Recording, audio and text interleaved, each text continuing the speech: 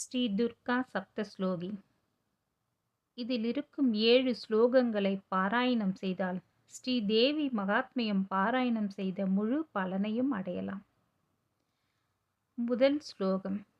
ஞானி நாமபி சேதாம்சி தேவி பகவதி ஹீசா பலதா ஆக்ருஷ்ய மோகாய மகாமாயா பிரயச்சதி. இதன் பொருள், மகா மாயையான பகவதி தேவி ஞானியரின் சித்தங்களையும் கூட பலவந்தமாக தன் மாயா சக்தியால் மோகத்தில் ஆழ்த்துகிறாள் என்பதாகும். இந்த முதல் ஸ்லோகத்தை பாராயணம் செய்தால் சர்வ ஜனவசியம் ஏற்படும். ஸ்ரீ துர்கா சப்தஸ்லோகியின் இரண்டாவது ஸ்லோகம்.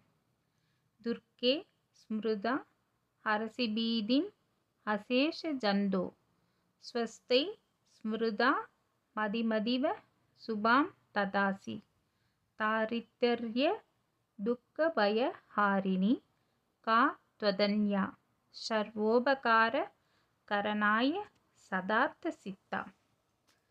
இதன் பொருள், துர்க்கையே, உன்னை பக்தியுடன் சரணடைந்தால் எல்லா உயிரினங்களின் பயத்தையும் போக்குகிறாய்.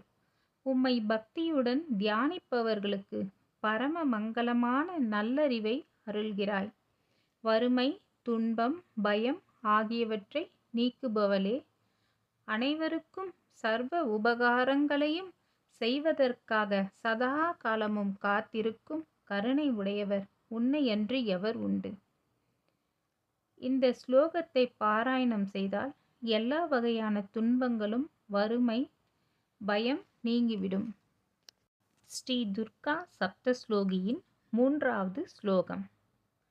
சர்வ மங்கள மாங்கல்யே சிவே சர்வார்த்த சாதிகே சரண்யே த்ரயம்பகே கௌரி நாராயணி நமோஸ்துதே.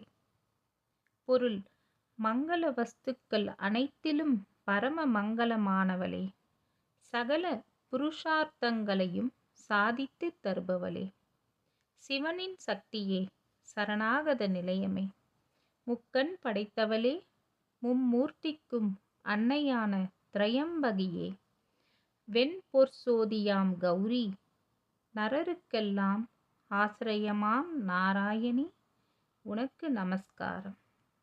இந்த ஸ்லோகத்தை பாராயணம் செய்தால் எல்லா மங்களங்களும் உண்டாகும்.